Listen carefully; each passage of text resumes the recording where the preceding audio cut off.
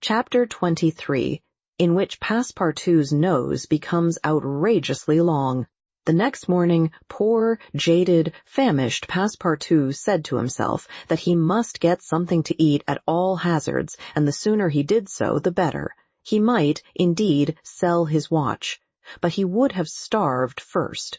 Now or never he must use the strong, if not melodious voice which nature had bestowed upon him. He knew several French and English songs, and resolved to try them upon the Japanese, who must be lovers of music, since they were forever pounding on their cymbals, tam-tams, and tambourines, and could not but appreciate European talent.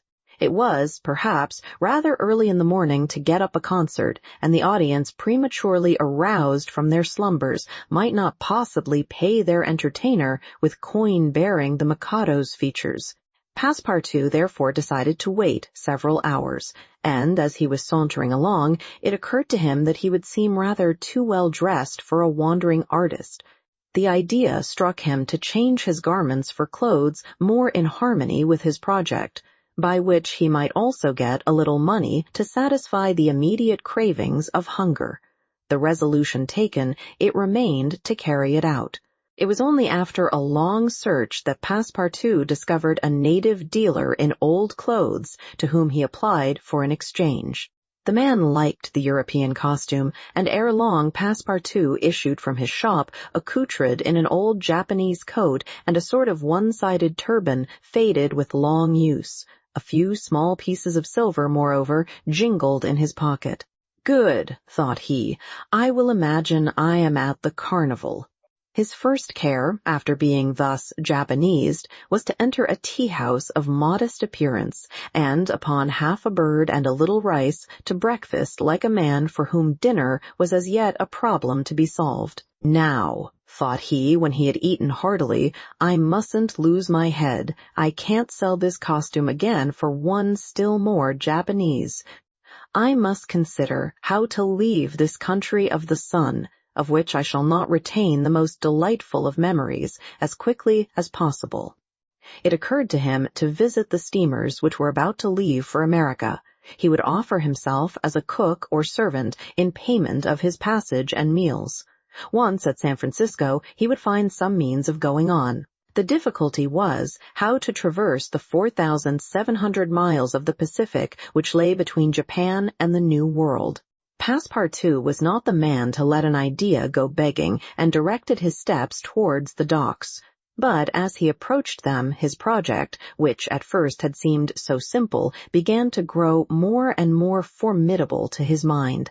What need would they have of a cook or servant on an American steamer, and what confidence would they put in him, dressed as he was? What references could he give? As he was reflecting in this wise, his eyes fell upon an immense placard which a sort of clown was carrying through the streets.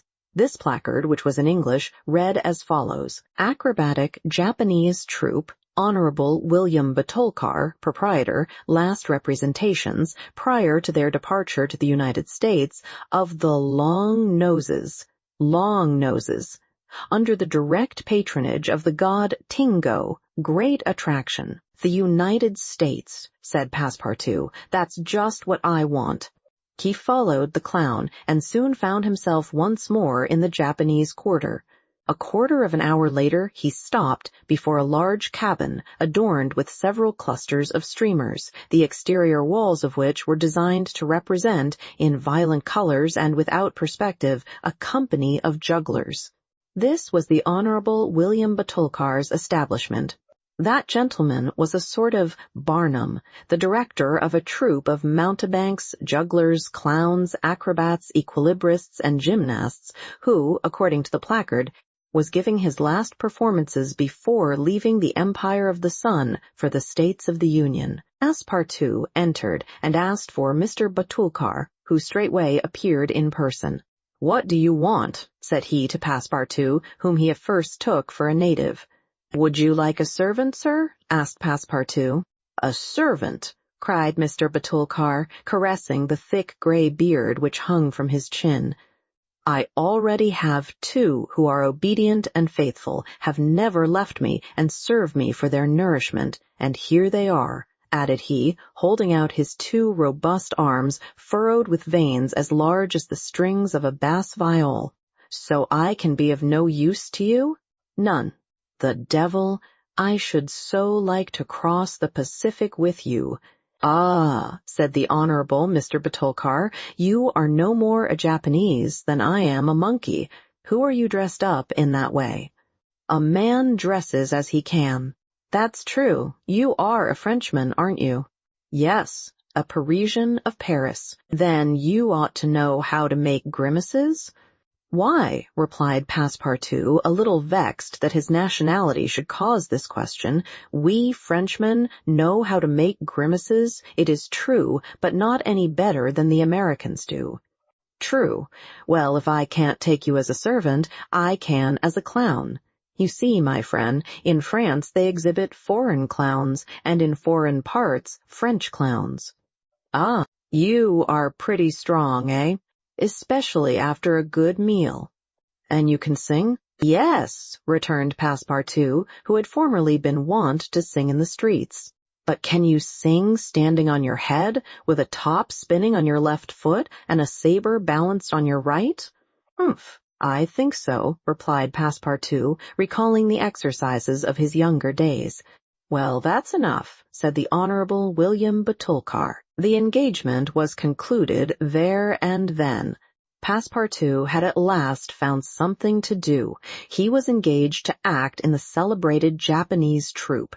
It was not a very dignified position, but within a week he would be on his way to San Francisco. The performance, so noisily announced by the Honorable Mr. Batulcar, was to commence at 3 o'clock, and soon the deafening instruments of a Japanese orchestra resounded at the door.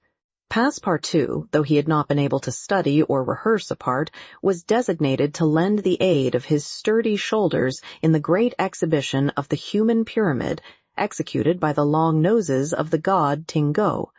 This great attraction was to close the performance. Before 3 o'clock, the large shed was invaded by the spectators, comprising Europeans and natives, Chinese and Japanese, men, women, and children, who precipitated themselves upon the narrow benches and into the boxes opposite the stage. The musicians took up a position inside and were vigorously performing on their gongs, tam-tams, flutes, bones, tambourines, and immense drums. The performance was much like all acrobatic displays, but it must be confessed that the Japanese are the first equilibrists in the world. One, with a fan and some bits of paper, performed the graceful trick of the butterflies and the flowers. Another traced in the air, with the odorous smoke of his pipe, a series of blue words which composed a compliment to the audience, while a third juggled with some lighted candles, which he extinguished successively as they passed his lips and relit again without interrupting for an instant his juggling. Another reproduced the most singular combinations with a spinning top. In his hands, the revolving tops seemed to be animated with a life of their own in their interminable whirling. They ran over pipe stems, the edges of sabers, wires, and even hairs stretched across the stage. They turned around on the edges of large glasses, crossed bamboo ladders, dispersed into all the corners, and produced strange musical effects by the combination of their various pitches of tone. The jugglers tossed them in the air, threw them like shuttlecocks with wooden battledores, and yet they kept on spinning. They put them into their pockets and took them out still whirling as before. It is useless to describe the astonishing performances of the acrobats and gymnasts. The turning on ladders, poles, balls, barrels, etc. was executed with wonderful precision. But the principal attraction was the exhibition of the long noses, a show to which Europe is as yet a stranger. The long noses form a peculiar company under the direct patronage of the god Tingo. Attired after the fashion of the Middle Ages, they bore upon their shoulders a splendid pair of wings. But what especially distinguished them was the long noses which were fastened to their faces, and the uses which they made of them. These noses were made of bamboo, and were 5, 6, and even 10 feet long, some straight, others curved, some ribboned, and some having imitation warts upon them. It was upon these appendages, fixed tightly on their real noses, that they performed their gymnastic exercises. A dozen of these sectaries of Tingo lay flat upon their backs, while others, dressed to represent lightning rods, came and frolicked on their noses, jumping from one to another and performing the most skillful leapings and somersaults. As a last scene, a human pyramid had been announced, in which 50 long noses were to represent the car of Juggernaut. But, instead of forming a pyramid by mounting each other's shoulders, the artists were to group themselves on top of the noses.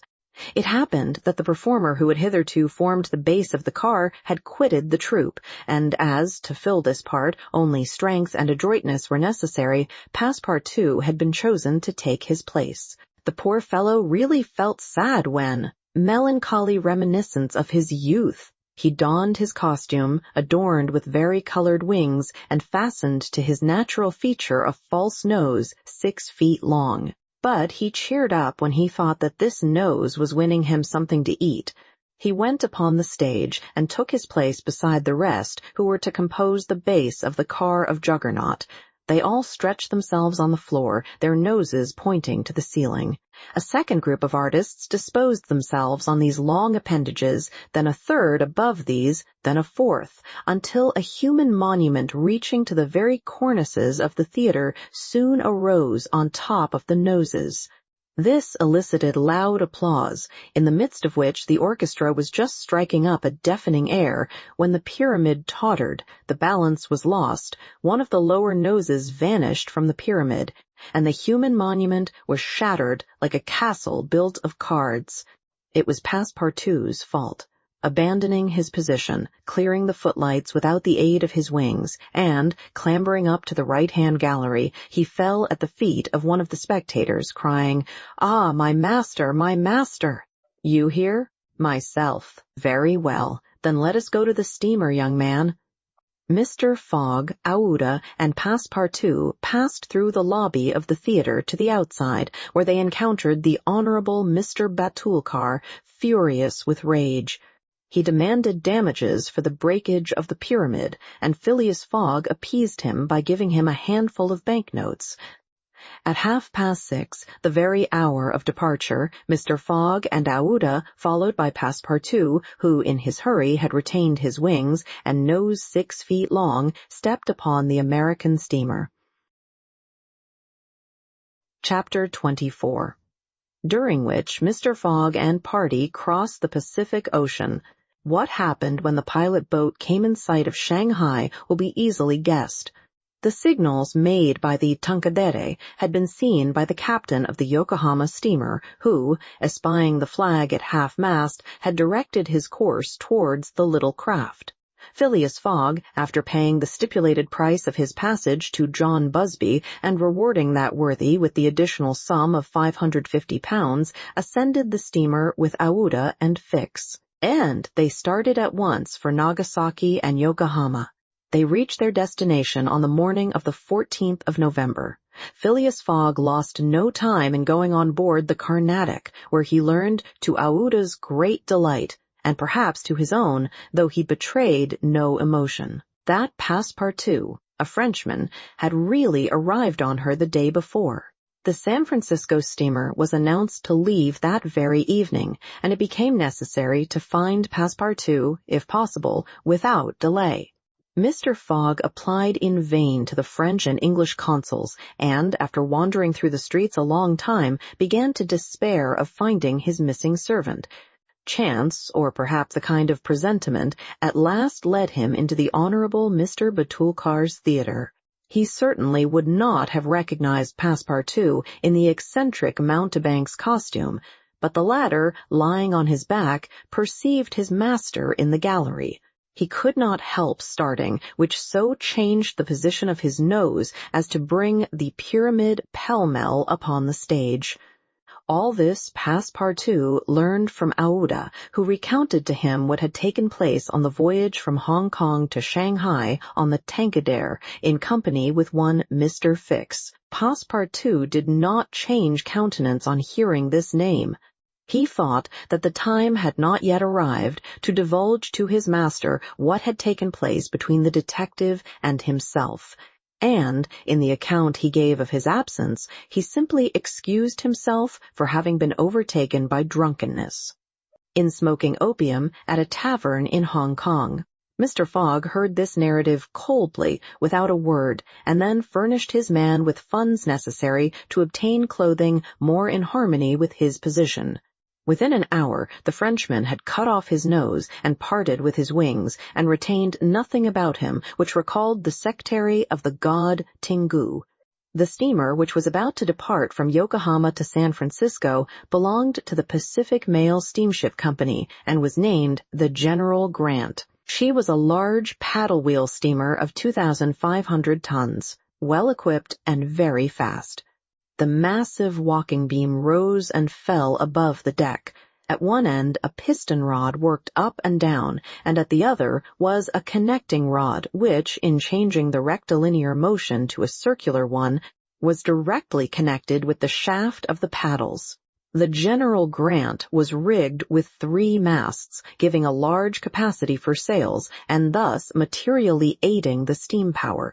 By making 12 miles an hour, she would cross the ocean in 21 days. Phileas Fogg was therefore justified in hoping that he would reach San Francisco by the 2nd of December, New York by the 11th, and London on the 20th, thus gaining several hours on the fatal date of the 21st of December. There was a full complement of passengers on board, among them English, many Americans, a large number of coolies on their way to California, and several East Indian officers who were spending their vacation in making the tour of the world. Nothing of moment happened on the voyage. The steamer, sustained on its large paddles, rolled but little, and the Pacific almost justified its name. Mr. Fogg was as calm and taciturn as ever. His young companion felt herself more and more attached to him by other ties than gratitude. His silent but generous nature impressed her more than she thought, and it was almost unconsciously that she yielded to emotions which did not seem to have the least effect upon her protector. Aouda took the keenest interest in his plans and became impatient at any incident which seemed likely to retard his journey. She often chatted with Passepartout, who did not fail to perceive the state of the lady's heart, and, being the most faithful of domestics, he never exhausted his eulogies of Phileas Fogg's honesty, generosity, and devotion. He took pains to calm Aouda's doubts of a successful termination of the journey, telling her that the most difficult part of it had passed, that now they were beyond the fantastic countries of Japan and China, and were fairly on their way to civilized places again. A railway train from San Francisco to New York and a transatlantic steamer from New York to Liverpool would doubtless bring them to the end of this impossible journey round the world within the period agreed upon. On the 9th day after leaving Yokohama, Phileas Fogg had traversed exactly 1/2 of the terrestrial globe. The General Grant passed on the 23rd of November, the 180th meridian, and was at the very antipodes of London. Mr. Fogg had, it is true, exhausted 52 of the 80 days in which he was to complete the tour, and there were only 28 left. But, though he was only halfway by the difference of meridians, he had really gone over 2/3 of the whole journey, for he had been obliged to make long circuits from London to Aden, from Aden to Bombay, from Calcutta to Singapore, and from Singapore to Yokohama. Could he have followed without deviation the 50th parallel, which is that of London, the whole distance would only have been about 12,000 miles. Whereas he would be forced, by the irregular methods of locomotion, to traverse 26,000, of which he had, on the 23rd of November, accomplished 17,500. And now the course was a straight one, and Fix was no longer there to put obstacles in their way.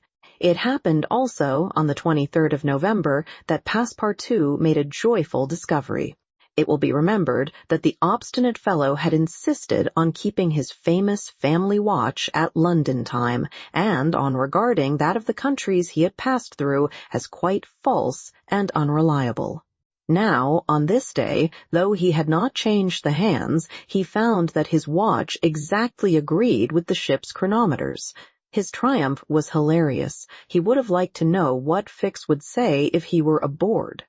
"The rogue told me a lot of stories," repeated Passepartout, "about the meridians, the sun, and the moon. Moon, indeed. Moonshine, more likely. If one listened to that sort of people, a pretty sort of time one would keep. I was sure that the sun would some day regulate itself by my watch." Passepartout was ignorant that if the face of his watch had been divided into 24 hours, like the Italian clocks, he would have no reason for exultation, for the hands of his watch would then, instead of, as now, indicating 9 o'clock in the morning, indicate 9 o'clock in the evening, that is, the 21st hour after midnight, precisely the difference between London time and that of the 180th meridian. But if Fix had been able to explain this purely physical effect, Passepartout would not have admitted, even if he had comprehended it. Moreover, if the detective had been on board at that moment, Passepartout would have joined issue with him on a quite different subject, and in an entirely different manner. Where was Fix at that moment? He was actually on board the General Grant.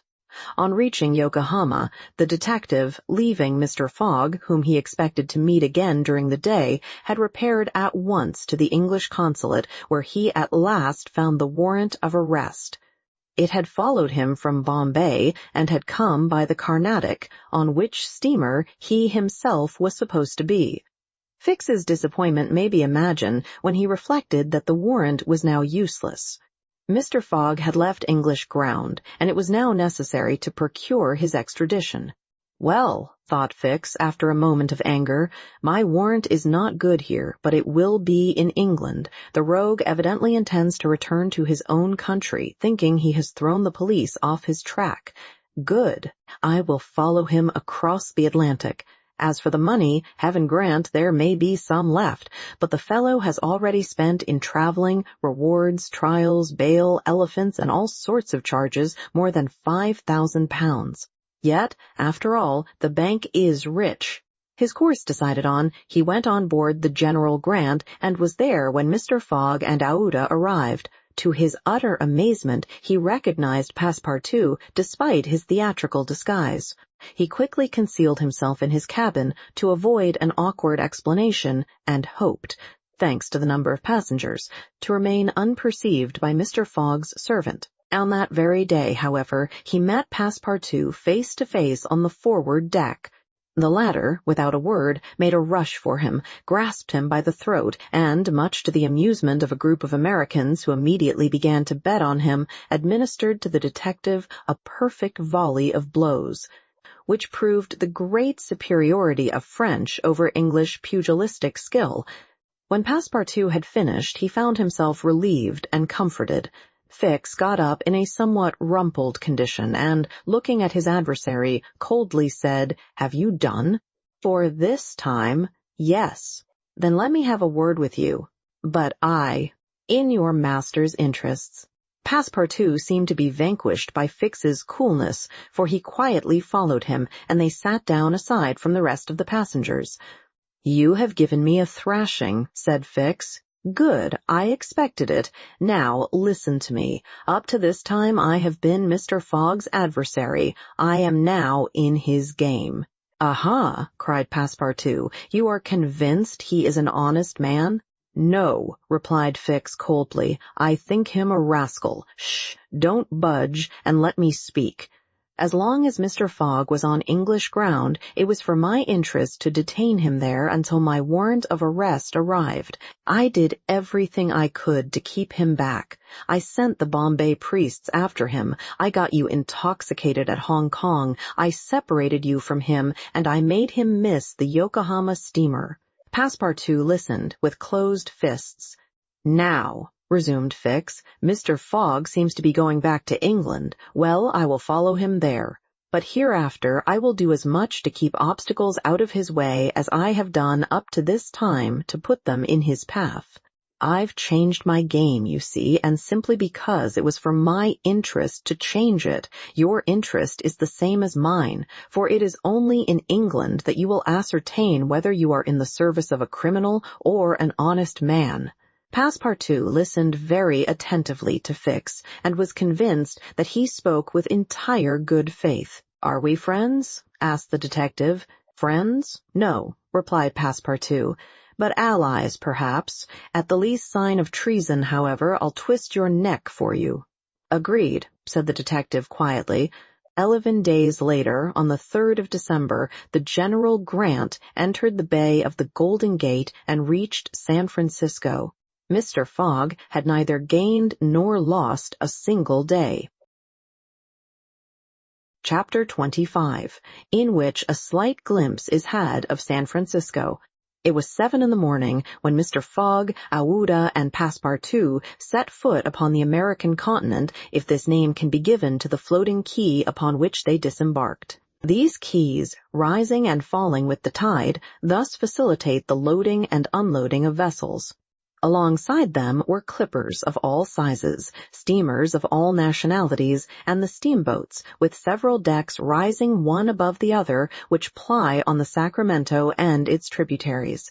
There were also heaped up the products of a commerce which extends to Mexico, Chile, Peru, Brazil, Europe, Asia, and all the Pacific Islands.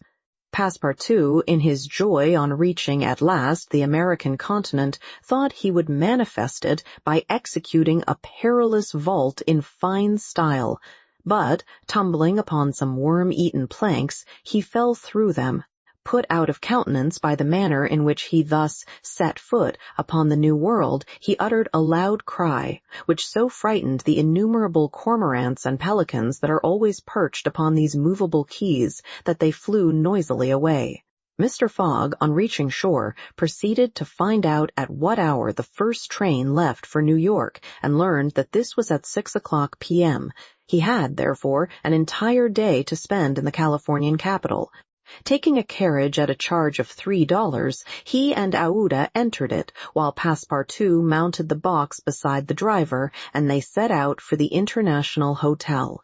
From his exalted position, Passepartout observed with much curiosity the wide streets, the low, evenly ranged houses, the Anglo-Saxon Gothic churches, the great docks, the palatial wooden and brick warehouses, the numerous conveyances, omnibuses, horse cars, and upon the sidewalks, not only Americans and Europeans, but Chinese and Indians. Passepartout was surprised at all he saw. San Francisco was no longer the legendary city of 1849. A city of banditti, assassins, and incendiaries who had flocked hither in crowds in pursuit of plunder. A paradise of outlaws where they gambled with gold dust, a revolver in one hand, and a bowie knife in the other. It was now a great commercial emporium. The lofty tower of its city hall overlooked the whole panorama of the streets and avenues, which cut each other at right angles, and in the midst of which appeared pleasant, verdant squares, while beyond appeared the Chinese Quarter, seemingly imported from the Celestial Empire in a toy box. Sombreros and red shirts and plumed Indians were rarely to be seen, but there were silk hats and black coats everywhere, worn by a multitude of nervously active, gentlemanly-looking men, some of the streets, especially Montgomery Street, which is to San Francisco what Regent Street is to London, the Boulevard des Italiens to Paris, and Broadway to New York, were lined with splendid and spacious stores, which exposed in their windows the products of the entire world. When Passepartout reached the International Hotel, it did not seem to him as if he had left England at all. The ground floor of the hotel was occupied by a large bar, a sort of restaurant freely open to all passers-by, who might partake of dried beef, oyster soup, biscuits, and cheese without taking out their purses.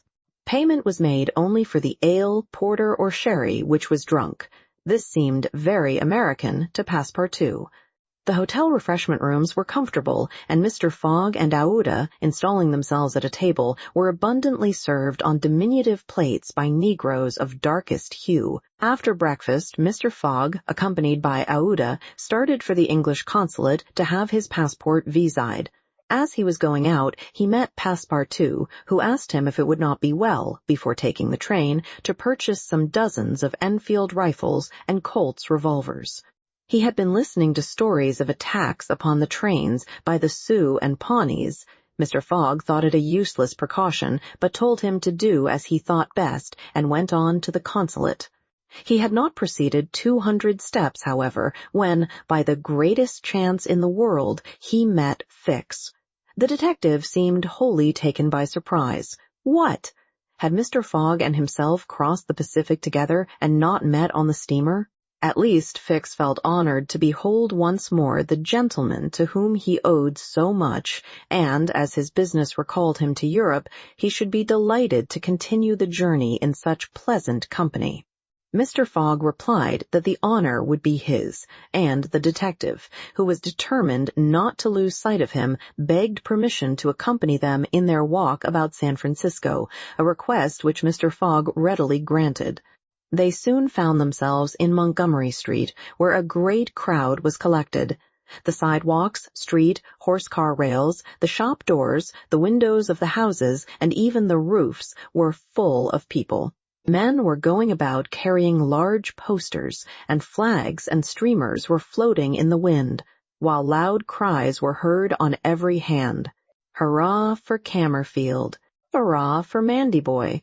It was a political meeting. At least so Fix conjectured, who said to Mr. Fogg, "Perhaps we had better not mingle with the crowd. There may be danger in it."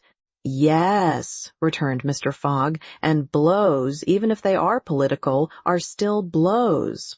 Fix smiled at this remark, and, in order to be able to see without being jostled about, the party took up a position on the top of a flight of steps situated at the upper end of Montgomery Street. Opposite them, on the other side of the street, between a coal wharf and a petroleum warehouse, a large platform had been erected in the open air, towards which the current of the crowd seemed to be directed. For what purpose was this meeting? What was the occasion of this excited assemblage? Phileas Fogg could not imagine. Was it to nominate some high official, a governor or member of Congress? It was not improbable, so agitated was the multitude before them. Just at this moment there was an unusual stir in the human mass. All the hands were raised in the air. Some, tightly closed, seemed to disappear suddenly in the midst of the cries. An energetic way, no doubt, of casting a vote. The crowd swayed back. The banners and flags wavered, disappeared an instant, then reappeared in tatters. The undulations of the human surge reached the steps, while all the heads floundered on the surface like a sea agitated by a squall. Many of the black hats disappeared, and the greater part of the crowd seemed to have diminished in height. "It is evidently a meeting," said Fix, "and its object must be an exciting one. I should not wonder if it were about the Alabama, despite the fact that that question is settled." "Perhaps," replied Mr. Fogg simply. "At least there are two champions in presence of each other, the Honorable Mr. Cammerfield and the Honorable Mr. Mandyboy." Aouda, leaning upon Mr. Fogg's arm, observed the tumultuous scene with surprise, while Fix asked a man near him what the cause of it all was. Before the man could reply, a fresh agitation arose. Hurrahs and excited shouts were heard. The staffs of the banners began to be used as offensive weapons, and fists flew about in every direction. Thumps were exchanged from the tops of the carriages and omnibuses which had been blocked up in the crowd. Boots and shoes went whirling through the air, and Mr. Fogg thought he even heard the crack of revolvers mingling in the din. The rout approached the stairway and flowed over the lower step. One of the parties had evidently been repulsed, but the mere lookers-on could not tell whether Mandyboy or Cammerfield had gained the upper hand. "It would be prudent for us to retire," said Fix, who was anxious that Mr. Fogg should not receive any injury, at least until they got back to London. "If there is any question about England in all this, and we were recognized, I fear it would go hard with us." "An English subject," began Mr. Fogg. He did not finish his sentence, for a terrific hubbub now arose on the terrace behind the flight of steps where they stood, and there were frantic shouts of "Hurrah for Mandyboy! Hip, hip, hurrah!" It was a band of voters coming to the rescue of their allies and taking the Camerfield forces in flank. Mr. Fogg, Aouda, and Fix found themselves between two fires. It was too late to escape. The torrent of men, armed with loaded canes and sticks, was irresistible. Phileas Fogg and Fix were roughly hustled in their attempts to protect their fair companion. The former, as cool as ever, tried to defend himself with the weapons which nature has placed at the end of every Englishman's arm, but in vain. A big, brawny fellow with a red beard, flushed face, and broad shoulders, who seemed to be the chief of the band, raised his clenched fist to strike Mr. Fogg, whom he would have given a crushing blow. Had not Fix rushed in and received it in his stead? An enormous bruise immediately made its appearance under the detective's silk hat, which was completely smashed in. "Yankee!" exclaimed Mr. Fogg, darting a contemptuous look at the ruffian. "Englishman," returned the other, "we will meet again." "When you please. What is your name?" "Phileas Fogg. And yours?" "Colonel Stamp Proctor." The human tide now swept by after overturning Fix, who speedily got upon his feet again, though with tattered clothes. Happily, he was not seriously hurt. His traveling overcoat was divided into two unequal parts, and his trousers resembled those of certain Indians, which fit less compactly than they are easy to put on. Aouda had escaped unharmed, and Fix alone bore marks of the fray in his black and blue bruise. "Thanks," said Mr. Fogg to the detective as soon as they were out of the crowd. "No thanks are necessary," replied Fix, "but let us go." "Where?" "To a tailor's." Such a visit was, indeed, opportune. The clothing of both Mr. Fogg and Fix was in rags, as if they had themselves been actively engaged in the contest between Camerfield and Mandyboy. An hour after, they were once more suitably attired, and with Aouda returned to the International Hotel. Passepartout was waiting for his master, armed with half a dozen six-barreled revolvers. When he perceived Fix, he knit his brows. But Aouda, having in a few words told him of their adventure, his countenance resumed its placid expression. Fix evidently was no longer an enemy, but an ally. He was faithfully keeping his word. Dinner over, the coach which was to convey the passengers and their luggage to the station drew up to the door. As he was getting in, Mr. Fogg said to Fix, "You have not seen this Colonel Proctor again?" "No." "I will come back to America to find him," said Phileas Fogg calmly. "It would not be right for an Englishman to permit himself to be treated in that way without retaliating." The detective smiled, but did not reply. It was clear that Mr. Fogg was one of those Englishmen who, while they do not tolerate dueling at home, fight abroad when their honor is attacked. At 6:15 the travelers reached the station and found the train ready to depart. As he was about to enter it, Mr. Fogg called a porter and said to him, "My friend, was there not some trouble today in San Francisco?" "It was a political meeting, sir," replied the porter, "but I thought there was a great deal of disturbance in the streets." "It was only a meeting assembled for an election." "The election of a general-in-chief, no doubt?" asked Mr. Fogg. "No, sir, of a justice of the peace." Phileas Fogg got into the train, which started off at full speed. Chapter 26, in which Phileas Fogg and party travel by the Pacific Railroad. From ocean to ocean, so say the Americans, and these 4 words compose the general designation of the great trunk line which crosses the entire width of the United States. The Pacific Railroad is, however, really divided into 2 distinct lines, the Central Pacific, between San Francisco and Ogden, and the Union Pacific, between Ogden and Omaha. 5 main lines connect Omaha with New York. New York and San Francisco are thus united by an uninterrupted metal ribbon, which measures no less than 3,786 miles. Between Omaha and the Pacific, the railway crosses a territory which is still infested by Indians and wild beasts, and a large tract which the Mormons, after they were driven from Illinois in 1845, began to colonize. The journey from New York to San Francisco consumed, formerly under the most favorable conditions, at least 6 months. It is now accomplished in 7 days. It was in 1862 that, in spite of the Southern members of Congress, who wished a more southerly route, it was decided to lay the road between the 41st and 42nd parallels. President Lincoln himself fixed the end of the line at Omaha, in Nebraska.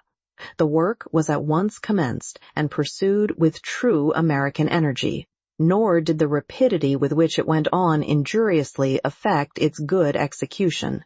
The road grew, on the prairies, 1.5 miles a day. A locomotive, running on the rails laid down the evening before, brought the rails to be laid on the morrow, and advanced upon them as fast as they were put in position. The Pacific Railroad is joined by several branches in Iowa, Kansas, Colorado, and Oregon. On leaving Omaha, it passes along the left bank of the Platte River as far as the junction of its northern branch, follows its southern branch, crosses the Laramie Territory and the Wasatch Mountains, turns the Great Salt Lake, and reaches Salt Lake City, the Mormon capital, plunges into the Tuwia Valley, across the American desert, Cedar and Humboldt Mountains, the Sierra Nevada, and descends via Sacramento to the Pacific. Its grade, even on the Rocky Mountains, never exceeding 112 feet to the mile.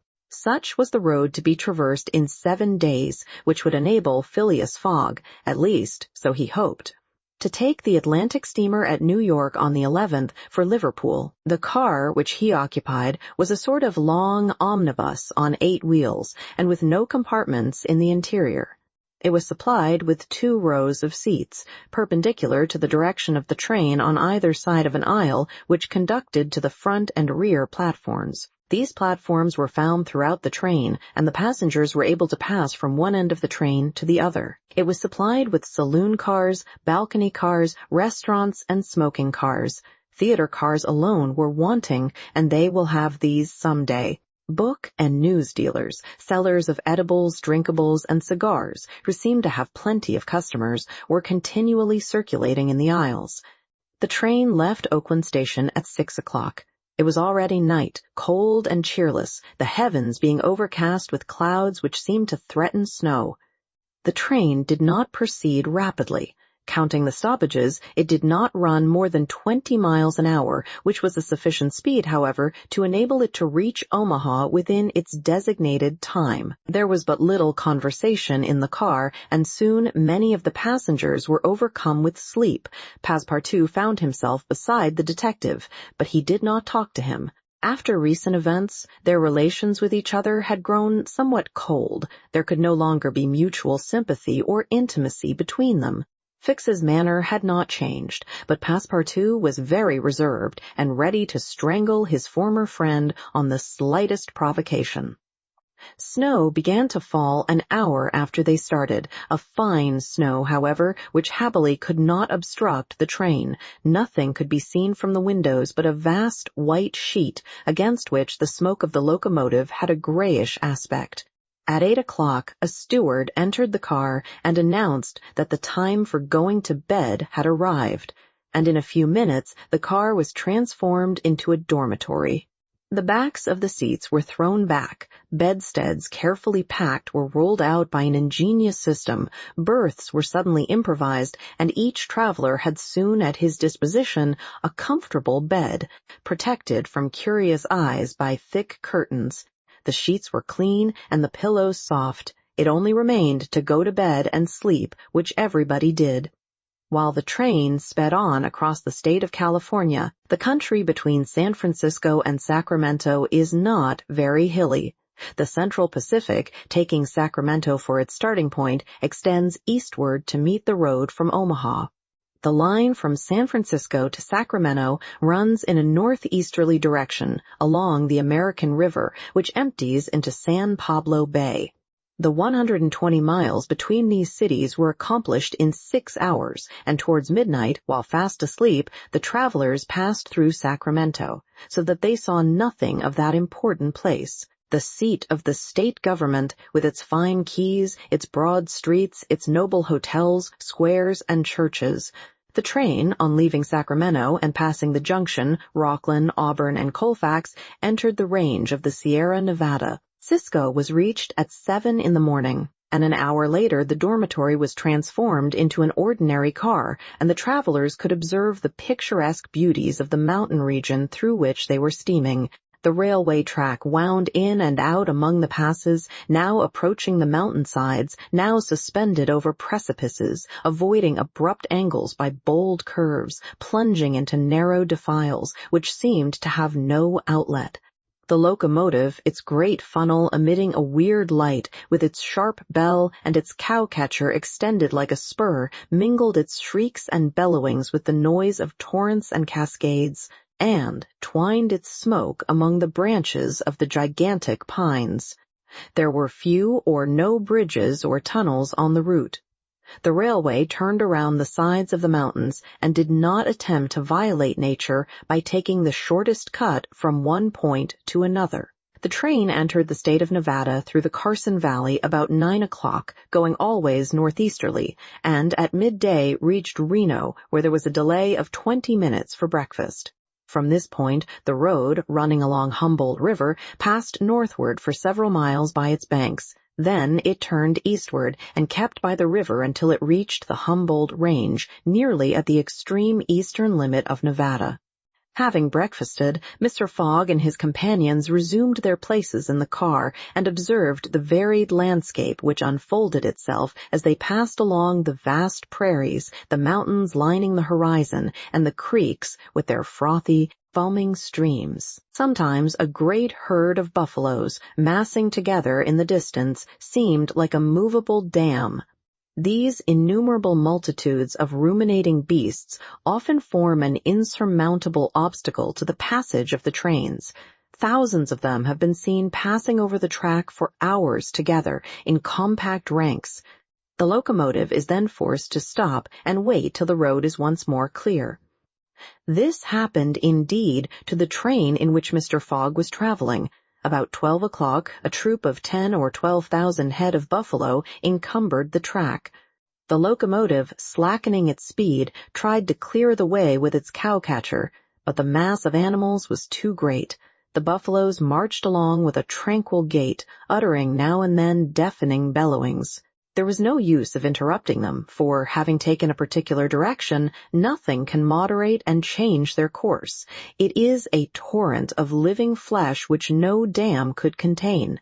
The travelers gazed on this curious spectacle from the platforms, but Phileas Fogg, who had the most reason of all to be in a hurry, remained in his seat and waited philosophically until it should please the buffaloes to get out of the way. Passepartout was furious at the delay they occasioned, and longed to discharge his arsenal of revolvers upon them. "What a country!" cried he. "Mere cattle stop the trains and go by in a procession, just as if they were not impeding travel. Parbleu! I should like to know if Mr. Fogg foresaw this mishap in his program, and here's an engineer who doesn't dare to run the locomotive into this herd of beasts." The engineer did not try to overcome the obstacle, and he was wise. He would have crushed the first buffaloes, no doubt, with the cow-catcher. But the locomotive, however powerful, would soon have been checked. The train would inevitably have been thrown off the track and would then have been helpless. The best course was to wait patiently and regain the lost time by greater speed when the obstacle was removed.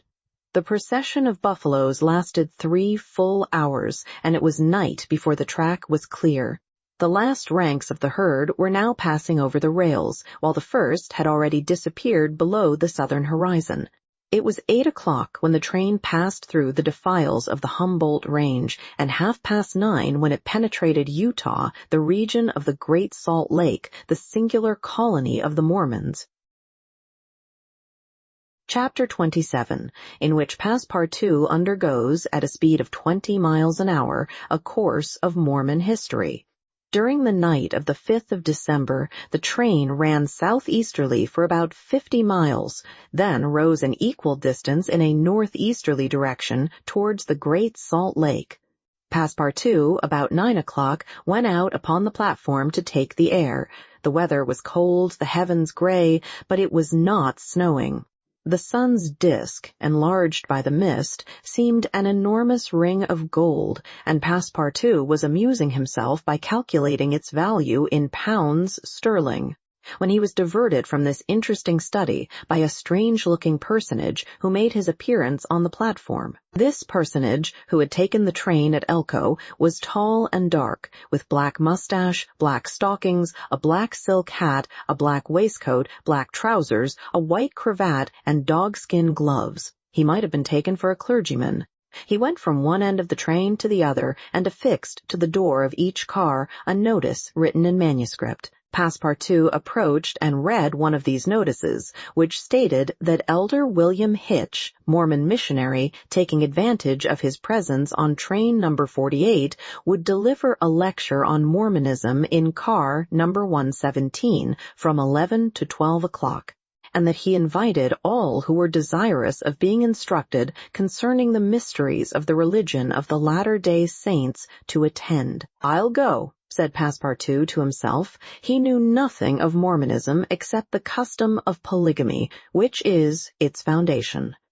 The news quickly spread through the train, which contained about 100 passengers, 30 of whom, at most, attracted by the notice, ensconced themselves in car number 117. Passepartout took one of the front seats. Neither Mr. Fogg nor Fix cared to attend. At the appointed hour, Elder William Hitch rose, and, in an irritated voice, as if he had already been contradicted, said, "I tell you that Joe Smith is a martyr, that his brother Hiram is a martyr, and that the persecutions of the United States government against the prophets will also make a martyr of Brigham Young. Who dares to say the contrary?" No one ventured to gainsay the missionary, whose excited tone contrasted curiously with his naturally calm visage. No doubt his anger arose from the hardships to which the Mormons were actually subjected. The government had just succeeded, with some difficulty, in reducing these independent fanatics to its rule. It had made itself master of Utah and subjected that territory to the laws of the Union after imprisoning Brigham Young on a charge of rebellion and polygamy. The disciples of the prophet had since redoubled their efforts and resisted, by words at least, the authority of Congress. Elder Hitch, as is seen, was trying to make proselytes on the very railway trains.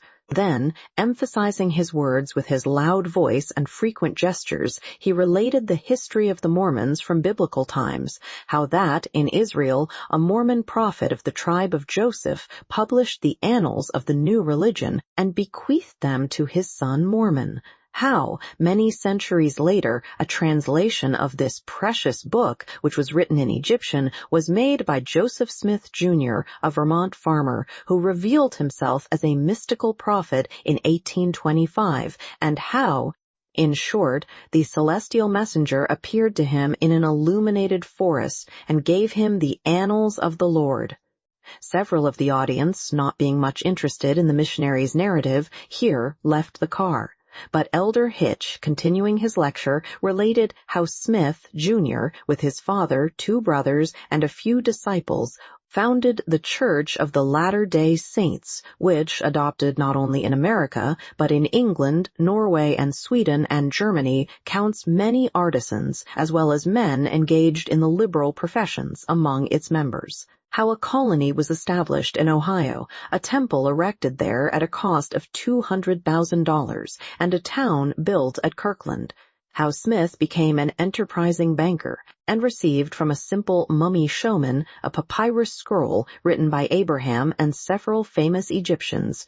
The elder's story became somewhat wearisome, and his audience grew gradually less until it was reduced to 20 passengers. But this did not disconcert the enthusiast, who proceeded with the story of Joseph Smith's bankruptcy in 1837, and how his ruined creditors gave him a coat of tar and feathers. His reappearance some years afterwards, more honorable and honored than ever, at Independence, Missouri, the chief of a flourishing colony of 3,000 disciples, and his pursuit thence by outraged Gentiles and retirement into the far West. 10 hearers only were now left, among them honest Passepartout, who was listening with all his ears. Thus he learned that, after long persecutions, Smith reappeared in Illinois, and in 1839 founded a community at Nauvoo on the Mississippi, numbering 25,000 souls, of which he became mayor, chief justice, and general-in-chief. That he announced himself in 1843 as a candidate for the presidency of the United States, and that finally, being drawn into ambuscade at Carthage, he was thrown into prison and assassinated by a band of men disguised in masks.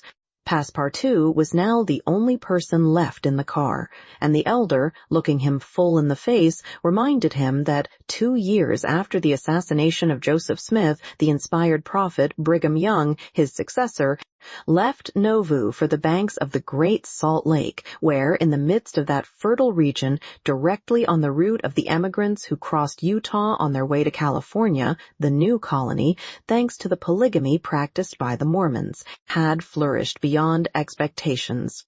And this, added Elder William Hitch, this is why the jealousy of Congress has been aroused against us. Why have the soldiers of the Union invaded the soil of Utah? Why has Brigham Young, our chief, been imprisoned in contempt of all justice? Shall we yield to force? Never. Driven from Vermont, driven from Illinois, driven from Ohio, driven from Missouri, driven from Utah, we shall yet find some independent territory on which to plant our tents. And you, my brother, continued the elder, fixing his angry eyes upon his single auditor, will you not plant yours there, too, under the shadow of our flag? No, replied Passepartout courageously, in his turn retiring from the car and leaving the elder to preach to vacancy. During the lecture, the train had been making good progress, and towards 12:30 it reached the northwest border of the Great Salt Lake. Thence, the passengers could observe the vast extent of this interior sea, which is also called the Dead Sea, and into which flows an American Jordan. It is a picturesque expanse, framed in lofty crags in large strata, encrusted with white salt. A superb sheet of water, which was formerly of larger extent than now, its shores having encroached with the lapse of time, and thus at once reduced its breadth and increased its depth. The Salt Lake, 70 miles long and 35 wide, is situated 3 miles 800 feet above the sea. Quite different from Lake Asphaltite, whose depression is 1,200 feet below the sea, it contains considerable salt, and 1/4 of the weight of its water is solid matter, its specific weight being 1,170, and, after being distilled, 1,000. Fishes are, of course, unable to live in it, and those which descend through the Jordan, the Weber, and other streams soon perish. The country around the lake was well cultivated, for the Mormons are mostly farmers, while ranches and pens for domesticated animals, fields of wheat, corn, and other cereals, luxuriant prairies, hedges of wild rose, clumps of acacias and milkwort would have been seen 6 months later. Now the ground was covered with a thin powdering of snow. The train reached Ogden at 2 o'clock, where it rested for 6 hours. Mr. Fogg and his party had time to pay a visit to Salt Lake City, connected with Ogden by a branch road, and they spent 2 hours in this strikingly American town, built on the pattern of other cities of the Union like a checkerboard, with the somber sadness of right angles, as Victor Hugo expresses it. The founder of the City of the Saints could not escape from the taste for symmetry which distinguishes the Anglo-Saxons. In this strange country, where the people are certainly not up to the level of their institutions, everything is done squarely, cities, houses, and follies. The travelers, then, were promenading, at 3 o'clock, about the streets of the town built between the banks of the Jordan and the spurs of the Wasatch Range. They saw few or no churches, but the prophet's mansion, the courthouse, and the arsenal, blue brick houses with verandas and porches, surrounded by gardens bordered with acacias, palms, and locusts. A clay and pebble wall, built in 1853, surrounded the town, and in the principal street were the market and several hotels adorned with pavilions. The place did not seem thickly populated. The streets were almost deserted, except in the vicinity of the temple, which they only reached after having traversed several quarters surrounded by palisades. There were many women, which was easily accounted for by the peculiar institution of the Mormons. But it must not be supposed that all the Mormons are polygamists. They are free to marry, or not, as they please. But it is worth noting that it is mainly the female citizens of Utah who are anxious to marry, as, according to the Mormon religion, maiden ladies are not admitted to the possession of its highest joys. These poor creatures seem to be neither well off nor happy. Some, the more well-to-do, no doubt, wore short, open black silk dresses under a hood or modest shawl. Others were habited in Indian fashion. Passepartout could not behold without a certain fright these women charged in groups with conferring happiness on a single Mormon. His common sense pitied, above all, the husband. It seemed to him a terrible thing to have to guide so many wives at once across the vicissitudes of life, and to conduct them, as it were, in a body to the Mormon paradise, with the prospect of seeing them in the company of the glorious Smith, who doubtless was the chief ornament of that delightful place to all eternity. He felt decidedly repelled from such a vocation, and he imagined, perhaps he was mistaken, that the fair ones of Salt Lake City cast rather alarming glances on his person. Happily, his stay there was but brief. At 4, the party found themselves again at the station, took their places in the train, and the whistle sounded for starting. Just at the moment, however, that the locomotive wheels began to move, cries of "Stop! Stop!" were heard. Trains, like time and tide, stop for no one. The gentleman who uttered the cries was evidently a belated Mormon. He was breathless with running. Happily for him, the station had neither gates nor barriers. He rushed along the track, jumped on the rear platform of the train, and fell, exhausted, into one of the seats. Passepartout, who had been anxiously watching this amateur gymnast, approached him with lively interest and learned that he had taken flight after an unpleasant domestic scene. When the Mormon had recovered his breath, Passepartout ventured to ask him politely how many wives he had, for, from the manner in which he had decamped, it might be thought that he had 20 at least. "1, sir," replied the Mormon, raising his arms heavenward, "1, and that was enough."